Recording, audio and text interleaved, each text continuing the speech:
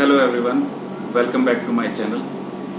आज की वीडियो में मैं 3 ऐसे टॉपिक कवर करने वाला हूं जो आपके फिटनेस गोल को अचीव करने में आपकी काफी हेल्प करेंगे। तो वीडियो को बिना स्किप किए लास्ट तक देखिएगा।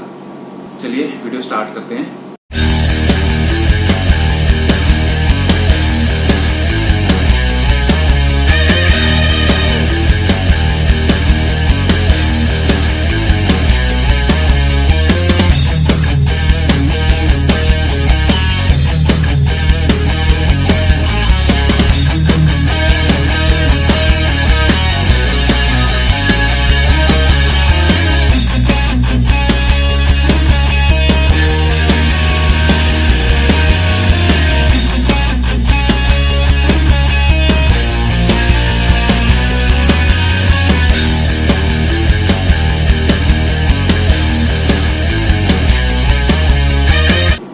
तो वो 3 टॉपिक जो मैं आज की वीडियो में कवर करूंगा वो है मसल हाइपरट्रोफी या फिर इसको हम कह सकते हैं मसल ग्रोथ। दूसरा है आपका टाइम अंडर टेंशन और तीसरा है कैलोरीज नीडेड बाय यू। सबसे पहले बात करते हैं मसल हाइपरट्रोफी के बारे में कि मसल हाइपरट्रोफी होती क्या है। Muscle hypertrophy means increase in the muscle cell size. Muscle hypertrophy 2 type की होती है। Number 1 myofibrillar hypertrophy, number 2 sarcoplasmic hypertrophy. Myofibrillar hypertrophy में नंबर ऑफ मायोफिब्रिल्स इंक्रीज होते हैं और सार्कोप्लाज्मिक हाइपरट्रोफी में सार्कोप्लाज्मिक फ्लूइड इंक्रीज होता है। मायोफिब्रिलर हाइपरट्रोफी से हमारी मसल डेंसिटी इंक्रीज होती है और सार्कोप्लाज्मिक हाइपरट्रोफी से हमारे मसल सेल का डायमीटर इंक्रीज होता है। ऐसे ही मायोफिब्रिलर हाइपरट्रोफी से हमारी स्ट्रेंथ बढ़ती है, जबकि सार्कोप्लाज्मिक हाइपरट्रोफी में हमारी स्ट्रेंथ पर कोई इफेक्ट नहीं पड़ता। अब मैं आपको इन दोनों हाइपरट्रोफी के बारे में थोड़ा डिटेल में समझाता हूँ। मायोफाइब्रिलर हाइपरट्रोफी हमारी स्केलेटल मसल्स मसल फाइबर से मिलकर बनी होती हैं और इन मसल फाइबर्स के स्मॉलर कंपोनेंट होते हैं जिन्हें मायोफाइब्रिल्स कहते हैं। हर एक मायोफाइब्रिल 3 तरह के प्रोटीन से मिलकर बने होते हैं: contractile protein, regulatory protein and structural protein. हमारी टोटल मसल का 55% कॉन्ट्रैक्टाइल प्रोटीन्स होते हैं। जब हम मायोफाइब्रिलर हाइपरट्रोफी के लिए वर्कआउट करते हैं तो हमारी मसल्स में एक्टिन और मायोसिन कॉन्ट्रैक्टाइल प्रोटीन्स बढ़ जाते हैं, क्योंकि वर्कआउट से डैमेज हुए मसल फाइबर्स को रिपेयर करने के लिए ज़्यादा प्रोटीन्स चाहिए होता है। इसीलिए मायोफाइब्रिलर हाइपरट्रोफी से हमारी मसल्स की स्ट्रेंथ और साइज बढ़ते हैं। तो मायोफाइब्रिलर हाइपरट्रोफी के लिए वर्कआउट करते टाइम इस बात का ध्यान रखें कि आप मेनली स्ट्रेंथ के लिए वर्कआउट कर रहे हैं, तो आपको 2 to 5 रैप रेंज के 5 या उससे ज़्यादा सेट लगाने हैं और रेस्ट बिटवीन सेट्स होना चाहिए 3 से 5 मिनट का। आपके वर्कआउट रूटीन में ज़्यादातर कंपाउंड लिफ्ट्स होनी चाहिए, जैसे कि overhead press, bench press, deadlifts, squats and rowing. Sarcoplasmic hypertrophy, जैसा कि मैंने पहले आपको बताया था, साइक्रोप्लाज्मिक हाइपरट्रोफी में हमारी मस्कुलर स्ट्रेंथ में कोई इंक्रीज नहीं होता, बस हमारे मसल सेल में साइक्रोप्लाज्मिक फ्लूइड की वॉल्यूम इंक्रीज होती है। इस फ्लूइड में एटीपी, ग्लाइकोजन, क्रिएटिन फॉस्फेट और पानी होता है। तो जब हम वर्कआउट करते हैं तो मसल कॉन्ट्रैक्शन के लिए एनर्जी एटीपी से ही मिलती है। सार्कोप्लाज्मिक हाइपरट्रोफी के लिए हम मॉडरेट वेट यूज करते हैं, तो हमारी रैप रेंज 8 से 12 होनी चाहिए और उसके 3 से 4 सेट लगाने हैं। इस हाइपरट्रोफी में हमारी मसल से मायोफाइब्रिलर हाइपरट्रोफी के बजाय लंबे समय तक काम करती है, तो उन्हें लगातार एनर्जी की जरूरत होती है। इसीलिए हमारी मसल्स में सार्कोप्लाज्मिक फ्लूइड की वॉल्यूम इंक्रीज हो जाती है और हमारी मसल सेल का साइज इंक्रीज हो जाता है। तो आपने देखा कि कैसे मायोफाइब्रिलर और सार्कोप्लाज्मिक हाइपरट्रोफी एक दूसरे से अलग हैं और हमारी मसल्स पर इनके क्या इफेक्ट पड़ते हैं। एक से साइज गेन होता है और दूसरे से परफॉर्मेंस बढ़ती है। लेकिन ना तो हम हमेशा हैवी वर्कआउट कर सकते हैं और अगर हल्के वेट से एक्सरसाइज करते रहे तो हमारी मसल्स में उतनी प्रोग्रेस नहीं दिखेगी। तो हमें एक ऐसा हाइब्रिड वर्कआउट रूटीन बनाना चाहिए जिससे मायोफाइब्रिलर हाइपरट्रोफी भी हो और सार्कोप्लाज्मिक हाइपरट्रोफी भी।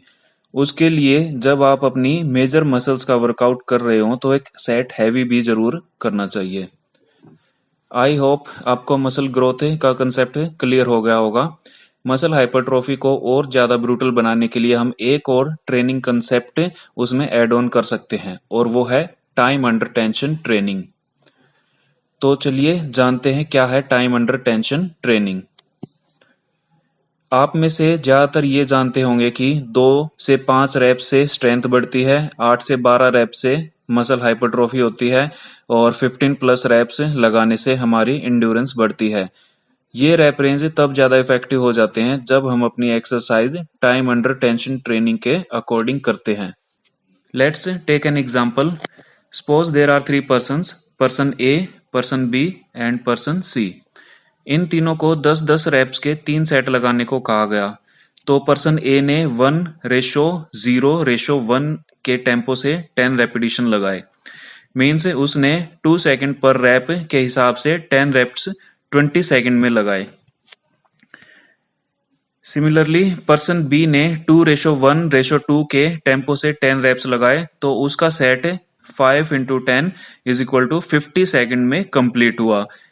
ऐसे ही पर्सन सी ने 3:1:3 के टेम्पो से 10 रैप्स 70 सेकंड में पूरे किए। तो तीनों ने अलग अलग टाइम लेते हुए same number of sets and repetition किए, लेकिन टाइम अंडर टेंशन ट्रेनिंग के अकॉर्डिंग तीनों पर एक्सरसाइज का रिजल्ट डिफरेंट होगा। तो आइए पता लगाते हैं कि टाइम अंडर टेंशन ट्रेनिंग कैसे हमारी एक्सरसाइज को अफेक्ट करती है। सबसे पहले टाइम अंडर टेंशन है क्या? Time under tension is the amount of time A muscle is held under tension for during one set of an exercise. Means हम कोई भी एक्सरसाइज करते हैं तो उसके एक सेट के दौरान हमारी मसल जितनी टाइम के लिए टेंशन में रहती है उसे हम कहते हैं टाइम अंडर टेंशन। इस एनर्जी सिस्टम ग्राफ को देखकर आपको समझ आ जाएगा कि स्ट्रेंथ हाइपरट्रोफी और मस्कुलर एंड्योरेंस के लिए बेस्ट टाइम अंडर टेंशन की ड्यूरेशन कितनी होनी चाहिए। तो जैसा कि आप ग्राफ में देख पा रहे हैं, स्ट्रेंथ ट्रेनिंग के लिए टाइम अंडर टेंशन की ड्यूरेशन 10 to 30 सेकंड है। तो स्ट्रेंथ ट्रेनिंग के दौरान हमें एनर्जी एटीपी, पीसी सिस्टम और एनारोबिक एनर्जी सिस्टम के स्टार्टिंग पार्ट से मिलती है। And the exercise tempo should be 2:02, that is 4 seconds per rep into 5 reps is equal to 20 seconds time under tension। ऐसे ही hypertrophy के लिए टाइम अंडर टेंशन की range है 30 to 60 सेकंड्स और हाइपरट्रोफी के लिए सबसे बेस्ट टेम्पो है 3:1:2 का। मीन्स 6 seconds पर rep into 8 reps is equal to 48 seconds time under tension। और मस्कुलर एंड्योरेंस के लिए हमें ऐसा वेट लेना चाहिए कि हम 60 सेकंड के ऊपर रेपिटेशन लगा सकें। For example with a tempo of 2:1:2 that is 5 seconds per rep into 15 reps is equal to 75 second time under tension. तो मसल हाइपरट्रोफी और टाइम अंडर टेंशन ट्रेनिंग के बारे में आपको अच्छे से समझ आ गया होगा। अब बात करते हैं आपको डेली मेंटेनेंस, डेली एक्टिविटी और फैट लॉस या वेट गेन के लिए कितनी कैलोरीज कंज्यूम करनी चाहिए। सबसे पहले आपको मेंटेनेंस कैलोरीज कैलकुलेट करनी आनी चाहिए। उसके लिए आप अपने बॉडी वेट को 22 से मल्टीप्लाई कीजिए, तो जो वैल्यू आएगी वो आपकी मेंटेनेंस कैलोरीज है। अब आप उस वैल्यू को अपने एक्टिविटी लेवल से मल्टीप्लाई कीजिए। फॉर एग्जाम्पल अगर आप लाइटली एक्टिव हैं, मीन्स अगर आप हफ्ते में 1 से 3 दिन वर्कआउट करते हैं तो आप 1.3 से मल्टीप्लाई कीजिए। अगर आप मॉडरेटली एक्टिव हैं, मीन्स अगर आप 5 to 6 डेज पर वीक वर्कआउट करते हैं तो 1.5 से मल्टीप्लाई कीजिए। और अगर आप बहुत ज़्यादा एक्टिव हैं और हार्ड एक्सरसाइज करते हैं पूरे वीक तो आप 1.7 से मल्टीप्लाई कीजिए। एक्टिविटी लेवल से मल्टीप्लाई करने के बाद जो वैल्यू आती है वो आपका डेली कैलोरीज एक्सपेंडिचर है। तो अगर आपको वेट गेन करना है तो उस वैल्यू से कुछ कैलोरीज सरप्लस लेनी चाहिए। For example 250 to 300 calories. और अगर आपको वेट लॉस करना है तो उस वैल्यू से आपको 200 और 250 कैलोरीज कम लेनी चाहिए। अपनी डेली कैलोरीज इनटेक को ट्रैक करने के लिए आप एक ऐप डाउनलोड कर सकते हैं। गूगल प्ले स्टोर पर ऐप है हेल्दीफाई मी, जिससे आप अपनी डेली की जो भी खाना आपने खाया है उसमें कितनी कैलोरीज हैं, कितना प्रोटीन है, कितनी कार्ब्स है, कितना फाइबर है और कितना फैट है, उस सब को आप ट्रैक कर सकते हैं।